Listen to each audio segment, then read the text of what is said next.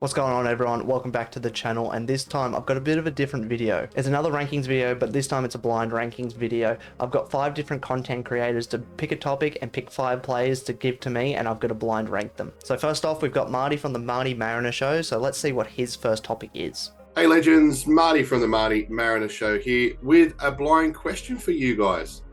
Look, we know the Mariners have lost a lot of players over the summer from our championship winning season. Now I'm going to throw 5 names at you, and I want you to rank them from 1 to 5. Number 1 being the player who we miss the most and who you would bring back as the number 1 priority, down to number 5, who you may want to bring back, but maybe not as much of a priority. This is a good topic from Marty. Mariners obviously lost a lot of players from that championship winning season, not performing as well as they'd like so far, but let's go into the players. Sammy Silvera. Sammy Silvera, now, obviously not as involved as the goals as some other people that have left the club, but seems to be a very important part of that team and especially that front line. I'm gonna put Sammy third. I think they've missed a couple other players, but Sammy third. Nectar Triantis. Nectar Triantis. Now, they haven't been as defensively solid as they have been without Triantis. Ooh, this might be controversial, but I'm going to put Triantis second. James McGarry. James McGarry, obviously not one of the big name players that have left the club so far. I'm going to have to put James fifth. I think there will be bigger names that Marty will... I'm going to say there's bigger names that Marty will chuck at me. Jason Cummings. That's the big one. Jason Cummings has to go number 1. Without his goals, it seems like the Mariners are a bit just disjointed up front, so Cummings has to be number 1 for me. So we've got Cummings 1, Triantis 2, Silvera 3. So this one's going to be 4th. And Benny Encololo. I think I've done pretty well there. We've got Cummings first, Triantis second, Silvera third, Encololo.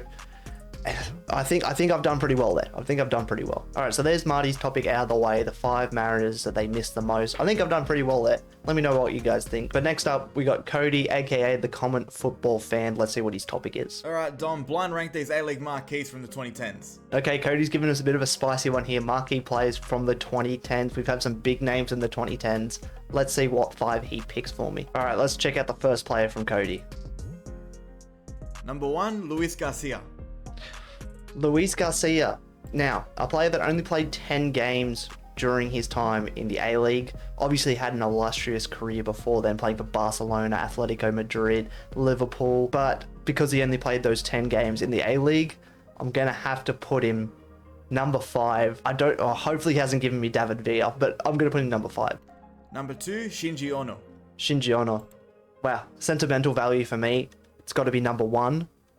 Obviously, probably better players, arguably, marquee players in the A-League in the 2010s, but just on sentimental value alone, Shinji Ono has to be number 1. Number 3, Bobo. Bobo number 3. Now, I can't put him number 1 now that I put Shinji Ono there. He's going to have to go number 2. I can't see Cody naming 2 better players than Bobo in this last 3. In my opinion, he was one of Sydney FC's greatest ever strikers. So, Bobo number 2 for me. Okay, player number 4 from Cody here. Hopefully I haven't messed this list up too bad that this is going to ruin it. Number 4, Bruno Fornaroli. Oh, wow. I have messed this up. He's really stitched me up. Bruno Fornaroli. I couldn't even think that he came here in the 2010s. It feels like he hasn't been here that long, but he has. He's been here for ages. Bruno Fornaroli, arguably one of the greatest ever imports to the A-League. Wow. Unfortunately, Bruno's going to have to go 3rd. If I had my time over again, would I put him above Shinji Ono? Probably not on sentimental value, but I'm biased. So Bruno Fornaroli's going to have to go 3. All right, Cody stitched me up with that 4th player. Hopefully this 5th player will slide nice into that number 4 spot. Let's see what he has to say. And number 5, Thomas Breish. Oh, wow. Oh, he's really done me here. Thomas Broich. Oh, whoa. Cody has stitched me up here. Thomas Broich is up there with the best to ever play in the A-League. Oh, wow. Thomas Broich is going to have to go number 4. This list is a shambles. I have really stuffed this up. Last list from Marty wasn't too bad, but this is awful. Oh, I am so sorry. Thanks for Cody for sending in that, but wow, he has done me there. I thought for sure he would have chucked in a few, not as great plays in the A-League, but he has just gone full ball. Oh, wow, I've been done. Cody has sent me. Congratulations to Cody, you've got the win. But next up, we've got Joe K from Joe K Football. Let's see what the topic he's chosen for me is. Righto Dom, the A-League is a tough league and it definitely doesn't get the credit it deserves, and there's no tougher position to play in the league than left back. The reason for that is there is some incredible talent in every single A-League's team at right wing and right mid positions. So today what I want you to do is blind rank these right wingers and right midfielders. Here's Joe's first player. Hopefully he doesn't stitch me up with a hard one straight away. Let's see who he picked. Start things off close to home. I'm a Wanderers fan, you're a Wanderers fan. The first player is Lockie Brook. Lockie Brook, now, obviously brand new to the league. Looking to find his feet. He looked pretty good in the Australia Cup and so far in the league. I'm going to put Lockie Brook a safe third. I think there is better right wings in the league. I think there's worse right wings in the league, but let's play it safe on the first one. Let's not make it like last to your list. Let's put him number 3. All right, let's check out who Joe's second player is. Hopefully I haven't screwed this up already. Let's now move to one of the biggest names on everyone's lips in the A-League, and that is Nestroy Irinkunda. Now, Nestroy Irinkunda. Obviously, that big money move to Bayern has finally come through. I think he is better than Lockie Brook. He's not that polished player, so I'm not going to put him number 1. I'm going to put him number 2. Hopefully, there's another better player in ahead of him. But I think that's a sensible spot for Nestroy Irinkunda. Let's put him number 2. All right, player number 3 from Joe. Looking good so far. Hopefully, this makes it a perfect 3 from 3. For player 3, I'm going for Sydney FC's Joe Lolly. Now, Joe Lolly is that Finnish player. Better than Nestroy Irinkunda in my opinion, so I'm going to put him number 1. Now, hopefully these next 2 players don't screw this list up. Alright, player number 4 for Joe. Let's check it out. For number 4, I'm going to go with Melbourne Victory's Daniel Arzani. Number 4, Daniel Arzani. Wow. Should I have put him ahead of Lockie Brook? Possibly. But on recent form, especially over the last few years, I think that number 4 range will be suited for Arzani. So I'm going to put in number 4 and hope that this player isn't that quality of Daniel Arzani or above. All right, 5th and final player from Joe. Hopefully this hasn't screwed up my list. Hopefully he hasn't stitched me up. And now for the final player, who I've deliberately left till last because I'm not sure if you would have thought of them. The reason for that is they've only recently started playing in this position, but I'm going with Western United's Daniel Pena. Daniel Pena, as a right wing or right midfielder, I think he would be number 5 in this list. As a centre mid or an attacking mid, I think he's a quality player. But as a right wing, right midfielder, I think I've done pretty well. As a right wing, right midfielder, he's not at that class yet. I think I've done well with this. I think this is a good list. All right, so they've gone not too bad so far. A bit of a hiccup in the middle there, but that's all right.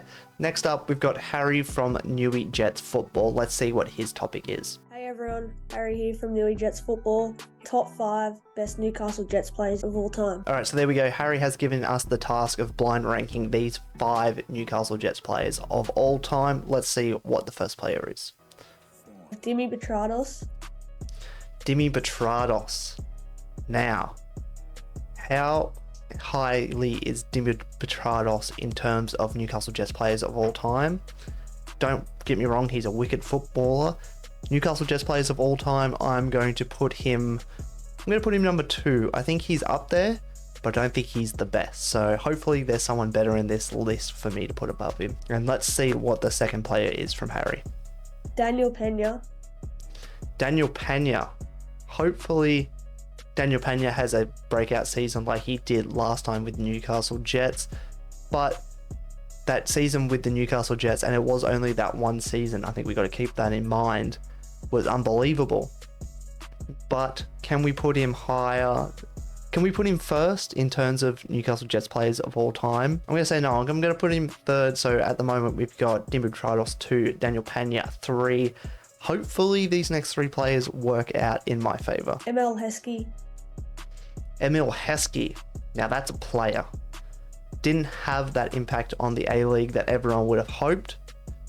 I'm going to put Emil Heskey number 4. Obviously had that illustrious career overseas, but for me, never got it really going in the A-League. I'm going to put Emil Heskey number 4. All right, player number 4 from Harry. Michael Bridges. Michael Bridges. I think he's got to go number 1 for me. Played, 5 seasons for Newcastle Jets. Hopefully, I don't get stiffed here and someone that deserves to be number 5 is number 5. But I'm not liking my chances of how it's gone so far today. And Ronald Vargas is my... Ronnie Vargas. I think I've done pretty well there. Michael Bridges number 1, Demi Brichados number 2, Daniel Pena number 3, Emil Heskey, Ronnie Vargas. I think I've done pretty well there. Let me know what you guys think, and thanks for Harry for sending in that topic. Okay, and last but certainly not least, we have Lockie from Coast Watch Football. Let's see what his topic is. Hey Dom, blind rank these 5 A-League stadiums. All right, Lockie's given us A-League stadiums. Hopefully I can do justice for myself and rank these in a decent order. Let's start with the first stadium. CommBank Stadium, home of Western Sydney Wanderers. Western Sydney Wanderers, CommBank Stadium. Now, as an A-League stadium, if it was full, it'd be arguably top of this list. But because it's that biggest stadium, it doesn't look like it's full all the time. I'm going to put CommBank number 3. I think CommBank number 3 is a decent start for this list. Industry Group Stadium, home of the Central Coast Mariners. Industry Group Stadium.